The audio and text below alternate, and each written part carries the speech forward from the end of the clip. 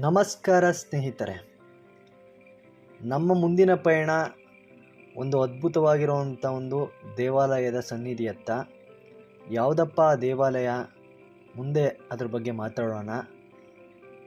ಈಗ ನಾವು ಹೋಗ್ತಾ ಇರುವಂಥ ಪ್ರದೇಶ ಯಾವುದಪ್ಪ ಅಂತಂದರೆ ದೇವರ ಹೊಸಳ್ಳಿ.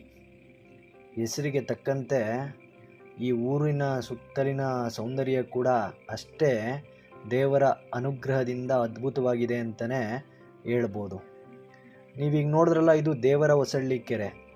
ಈ ದೇವರ ಹೊಸಳ್ಳಿಯು ಬೆಂಗಳೂರಿನಿಂದ 61 ಕಿಲೋಮೀಟರ್, ಹಾಗೆ ತುಮಕೂರಿನ ಒಂದು ಭಾಗದಿಂದ 15 ಕಿಲೋಮೀಟರ್ ಅಂತರದಲ್ಲಿದೆ. ಈ ದೇವರ ಹೊಸಳ್ಳಿಯು ತುಮಕೂರಿನ ಜಿಲ್ಲೆಯಲ್ಲಿ ಬರುವಂಥ ಒಂದು ಭಾಗವಾಗಿದೆ. ಸ್ನೇಹಿತರೆ, ನೀವು ನೋಡ್ತಾ ಇದ್ದೀರಾ ಈ ದೇವರ ಹೊಸಳ್ಳಿಯಲ್ಲಿನ ಸುತ್ತ ಇರುವಂಥ ದೃಶ್ಯ ಎಷ್ಟು ಚೆನ್ನಾಗಿದೆ ನೋಡಿ. ಈಗ ನಿಮ್ಗೆ ನೋಡಿದ್ರ ಯಾವುದಪ್ಪ ಈ ದೇವಾಲಯ, ಆಲ್ರೆಡಿ ನಿಮಗೆ ಗೊತ್ತೇ ಆಯಿತು ನೋಡಿ. ಯಾವುದು? ವೀರಭದ್ರ ಸ್ವಾಮಿ. ವೀರಭದ್ರ ಸ್ವಾಮಿ ಬಗ್ಗೆ ದಂತಕಥೆಗಳಲ್ಲಿ ಅದ್ಭುತವಾಗಿ ವರ್ಣಿಸಿದ್ದಾರೆ. ಏನಪ್ಪ ಅಂತಂದರೆ, ಈ ವೀರಭದ್ರ ಸ್ವಾಮಿ ದಕ್ಷನ ಯಜ್ಞದಲ್ಲಿ ಪಾರ್ವತಿ ದಹಿಸಬೇಕಾದ್ರೆ ಆ ವಿಚಾರ ತಿಳಿದ ಈಶ್ವರ ದಕ್ಷನನ್ನು ವಧಿಸಲಿಕ್ಕೆ ತನ್ನ ಕೂದಲಿನಿಂದ ಸೃಷ್ಟಿಸಿದಂಥ ಒಂದು ದೈವ ಈ ವೀರಭದ್ರ ಸ್ವಾಮಿ. ಅಂಥ ಒಂದು ಸನ್ನಿಧಿಯತ್ತ ನಾವು ಹೋಗ್ತಾ ಇದ್ದೀವಿ. ನೋಡಿ, ಮಕ್ಕಳೆಲ್ಲ ಖುಷಿಯಾಗಿದ್ದಾರೆ. ಒಂದು ದಿನದ ಶೈಕ್ಷಣಿಕ ಪ್ರವಾಸ. ಸೋಮೇಶ್ವರ ಬಾಲಕಿಯರ ಪ್ರೌಢಶಾಲೆ ವಿಜಯನಗರ, ಈ ಒಂದು ಶಾಲೆ ವತಿಯಿಂದ ನಾವು ಇಲ್ಲಿಗೆ ಭೇಟಿ ನೀಡಿದ್ದೀವಿ. ನೋಡಿ ಎಷ್ಟು ಸೊಗಸಾಗಿದೆ ಈ ಬೆಟ್ಟದಲ್ಲಿ ಒಂದು ಹಸಿರು. ನಾವು ಒಳ್ಳೆ ಸಂದರ್ಭದಲ್ಲಿ ಈ ಒಂದು ಭಾಗಕ್ಕೆ ಭೇಟಿಯನ್ನು ನೀಡಿದ್ದೀವಿ ಅಂತಲೇ ನಾನು ಭಾವಿಸ್ತೀನಿ. ಆದರೆ ಇಲ್ಲಿ ಕೆಲವೊಂದು ಭಾಗದಲ್ಲಿ ನೋಡಿದಾಗ ಸ್ವಲ್ಪ ಪ್ಲಾಸ್ಟಿಕ್ಕು ಮತ್ತು ಪ್ಲೇಟ್ಗಳೆಲ್ಲ ಬಿದ್ದಿದ್ದು. ಇಂಥದ್ದನ್ನೆಲ್ಲ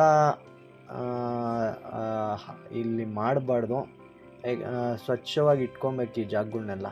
ಇಲ್ಲಿ ಬಂದಂಥ ಭಕ್ತಾದಿಗಳಲ್ಲಿ ಒಂದು ವಿನಂತಿ, ಇಲ್ಲಿನ ಒಂದು ಸ್ವಚ್ಛತೆಯನ್ನು ಕಾಪಾಡಿ ಅಂತ ನಾನು ಈ ಮೂಲಕ ನಿಮಗೆ ಕೇಳ್ಕೊಳ್ತೀನಿ.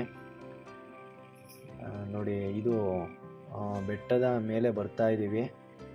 ನಂದಿ ವಿಗ್ರಹ ಶಿವನ ದೇವಾಲಯಗಳಲ್ಲಿ ನಾವು ಮುಖ್ಯವಾಗಿ ಕಾಣುವಂಥದ್ದು. ನೋಡಿ, ಹಾಗೆ ಇಲ್ಲಿನ ನಾಗಕೆತ್ತನೆಗಳು, ಇದ್ರ ಬಗ್ಗೆ ಬಹಳನೇ ವೈಶಿಷ್ಟ್ಯತೆಗಳಿದ್ದಾವೆ. ನಾಗಬಂಧನ, ಒಂದು ಸರ್ಪದೋಷ, ಇಂಥವನ್ನೆಲ್ಲ ನಿವಾರಣೆಗೆ ಈ ಥರ ಎಲ್ಲ ಒಂದು ಮೂರ್ತಿ ಪೂಜನೆಗಳನ್ನು ಮಾಡ್ತಾರೆ. ನೋಡಿ, ಇಲ್ಲಿ ಒಂದು ಪಾದಕೆಗಳಾಗಿರ್ಬೋದು. ದೇವಾಲಯದ ಮೇಲ್ಭಾಗದ ದ್ವಾರಕ್ಕೆ ಬಂದಿದ್ದೀವಿ. ನೋಡಿ, ಮೇಲ್ಭಾಗ ದೇವಾಲಯದ ಆವರಣ ಸ್ವಚ್ಛವಾಗಿಟ್ಟಿದ್ದಾರೆ. ತುಂಬಾ ಚೆನ್ನಾಗಿದೆ. ನೋಡಿ, ಸರ್ಪ. ದಕ್ಷನ ಬಗ್ಗೆ, ಆ ಒಂದು ಯಜ್ಞದ ಬಗ್ಗೆ ನಾವು ವಿಚಾರ ಹೋದಾಗ ಈ ಒಂದು ಭಾಗ ನಮಗೆ ವೈಶಿಷ್ಟ್ಯವಾಗಿ ಕಾಣಿಸುತ್ತೆ. ಅಂತ ಒಂದು ವೀರಭದ್ರೇಶ್ವರನ ಸನ್ನಿಧಿಯಲ್ಲಿ ನಾವಿದ್ದೀವಿ. ನೋಡಿ, ಬೆಟ್ಟದ ಮೇಲಿಂದ ಈ ಒಂದು ಸುತ್ತಲಿನ ಭಾಗ ಎಷ್ಟು ಸೌಂದರ್ಯಯುತವಾಗಿ ಕಾಣಿಸುತ್ತೆ.